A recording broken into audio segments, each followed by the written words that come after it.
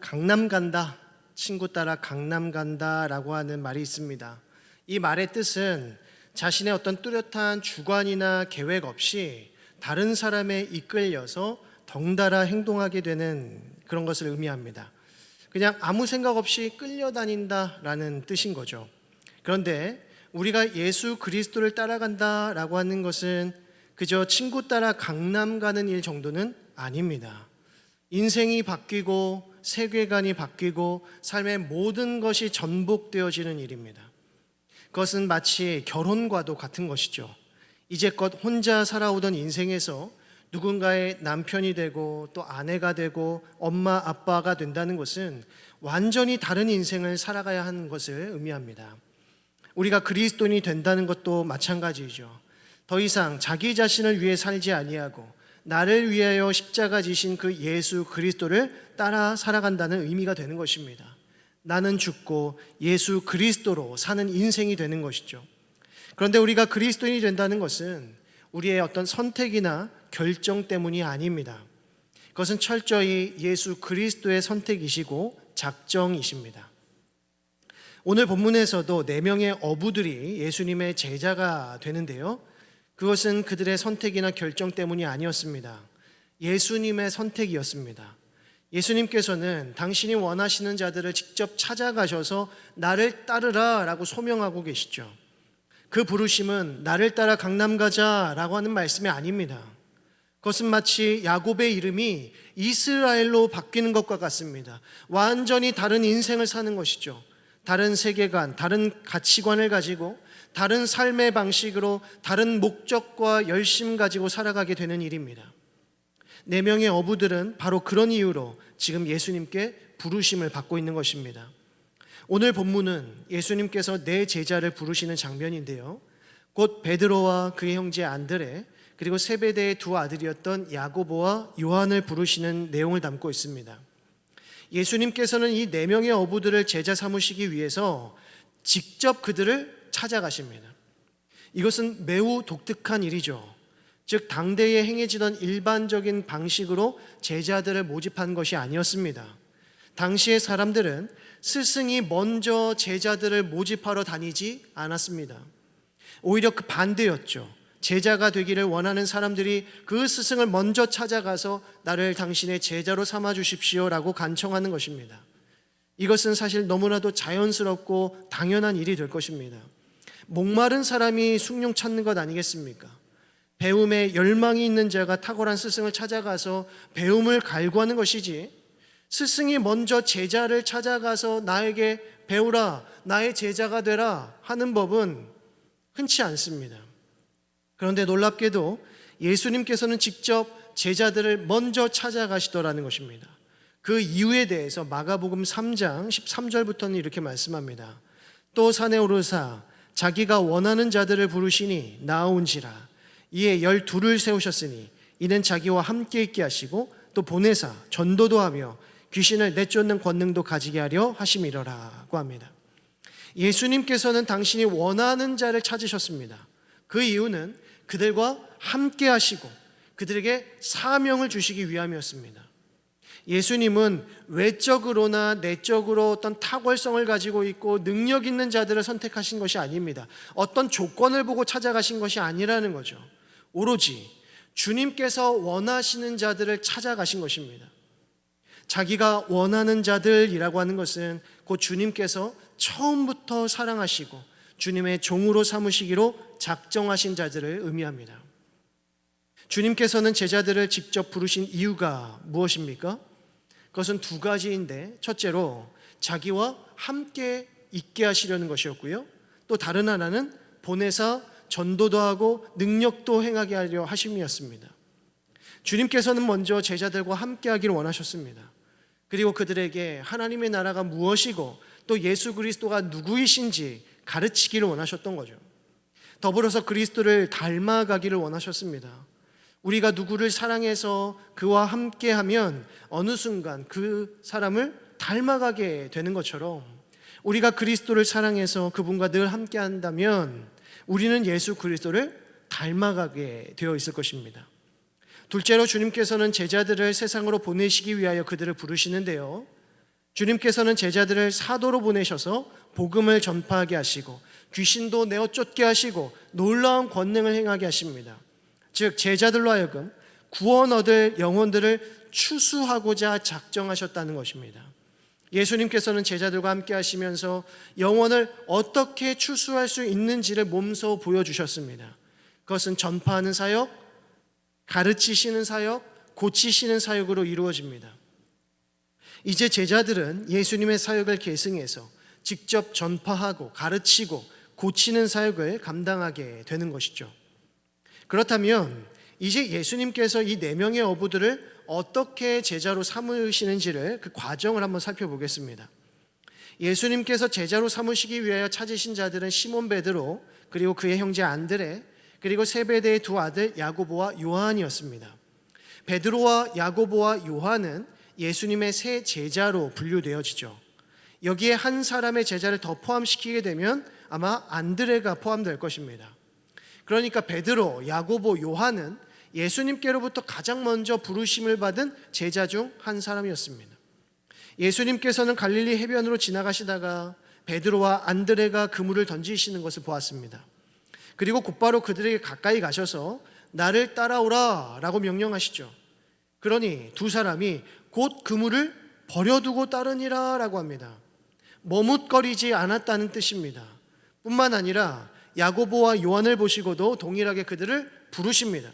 그랬더니 이 2 사람 역시도 아버지를 품꾼들과 함께 배에 버려두고 예수를 따랐다라고 합니다. 아니 어떻게 처음 본 사람을 곧장 따라갈 수 있습니까? 그것도 자기의 모든 것을 어떻게 버리고 따라갈 수 있겠습니까? 이 사건은 예수님과 내 제자들의 첫 만남처럼 보이지만 첫 만남이 아닙니다.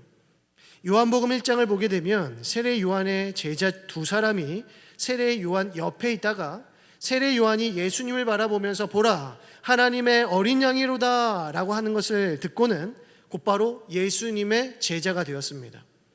이 2 사람 중에 한 사람이 바로 안드레였고, 안드레가 베드로에게 가서 우리가 메시아를 만났다라고 전파하게 됩니다. 이에 베드로가 안드레와 함께 예수님을 만나러 가게 되는데, 이때 예수님께서는 베드로를 보시고 뭐라고 말씀하시냐면 내가 요한의 아들 시몬이니 장차 게바라 하리라 라고 선언하십니다. 그리고 그 다음 날 예수님께서는 빌립을 만나셨고 그를 보시면서 나를 따르라 라고 말씀하십니다. 빌립 역시 베드로와 안드레와 한 동네 사람이었습니다. 베세다 출신이죠. 이후 빌립은 나다나엘을 찾아가고 메시아를 만났는데 그가 나사렛 예수이시다 라고 전하게 됩니다. 이에 나다나엘은 나사렛에서 무슨 선한 것이 날 수 있느냐라고 힐난했지만 빌립은 그러면 와서 한번 봐라 라고 초청합니다. 그를 예수님께 데리고 가죠. 이에 주님께서는 나다나엘을 보시면서 이렇게 말씀합니다. 그 속에 간사한 것이 없도다 라고 칭찬을 하시면서 빌립이 너를 부르기 전에 네가 무화과 나무 아래에 있을 때에 보았노라 라고 하시면서 나다나엘만이 알고 있을 법한 그 비밀스러운 일들을 말씀하십니다. 이에 나다나엘 역시 예수님을 하나님의 아들이자 이스라엘의 왕이라고 신앙 고백하게 됩니다. 이 일이 있은 후에 오늘 본문의 내용이 이어지고 있는 것입니다. 그러니까 예수님의 가장 첫 번째 제자는 안드레와 시몬이 아니었습니다. 예수님께서 안드레와 베드로를 제자 삼으신 것은 첫 번째 만남 이후에 일어난 일이었고, 우리가 잘 아는 누가복음 5장에서 예수님께서 베드로에게 가셔서 많은 물고기를 잡게 해주시는 사건이 일어나죠. 또한 예수님과 베드로의 첫 번째 만남이 바로 그 순간 일어나게 되는 것입니다.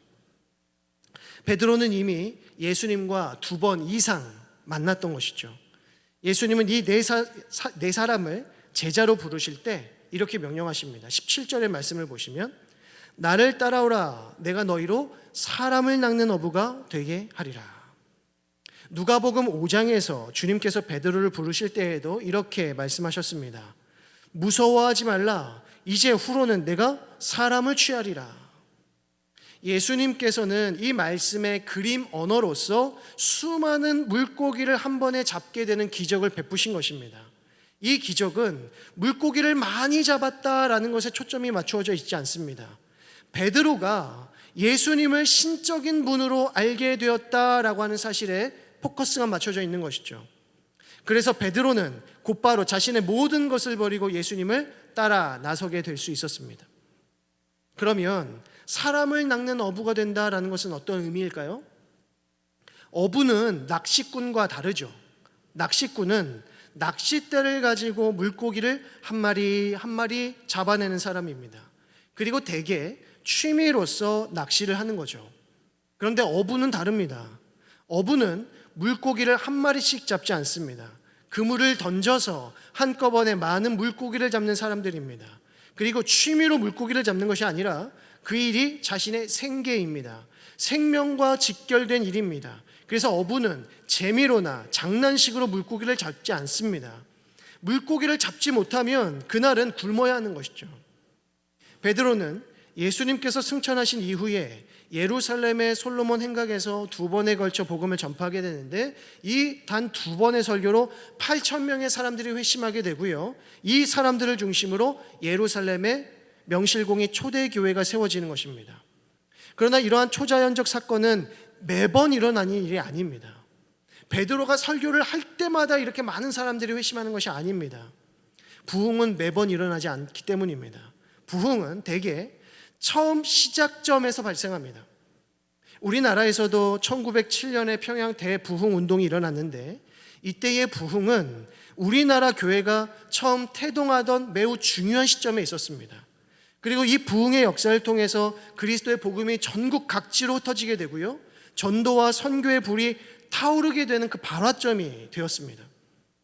베드로 사도와 여러 사도들을 통해서 복음이 전파되고 또 구원 얻는 자들이 우후죽순 일어나게 되어서 예루살렘 교회가 든든하게 세워질 수 있었던 것입니다.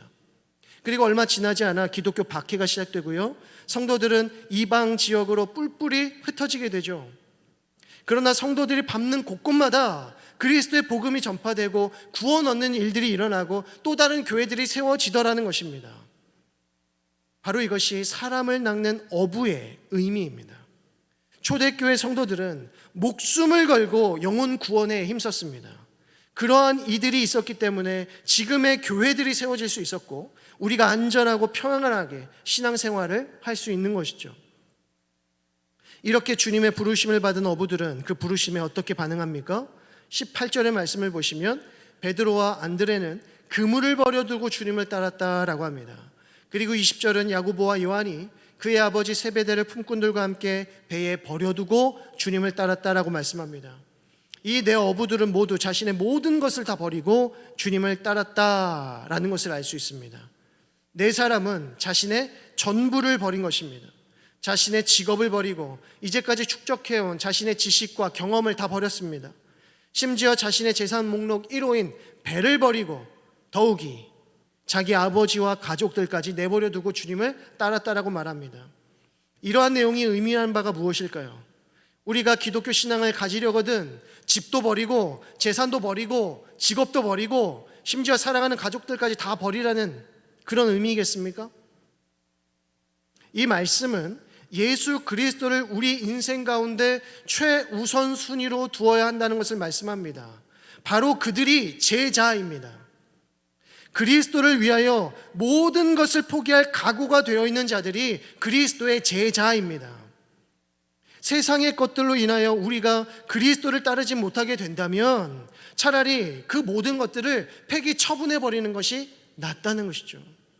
우리의 직업이 예수 못 믿게 하면 어떻게 해야겠습니까?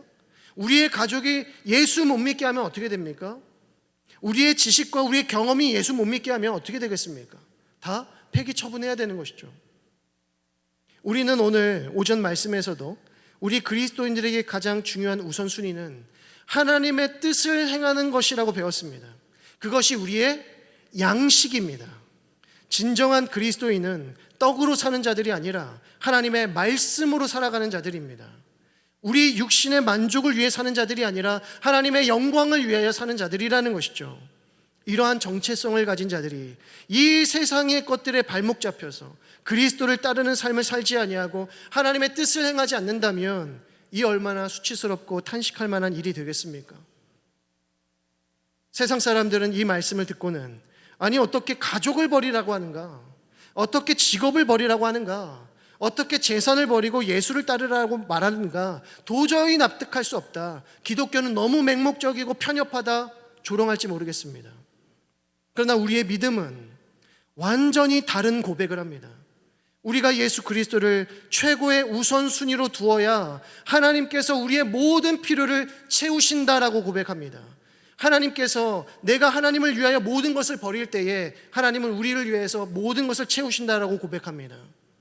그래서 마태복음 6장 33절에 그런즉 너희는 먼저 그의 나라와 그의 의를 구하라.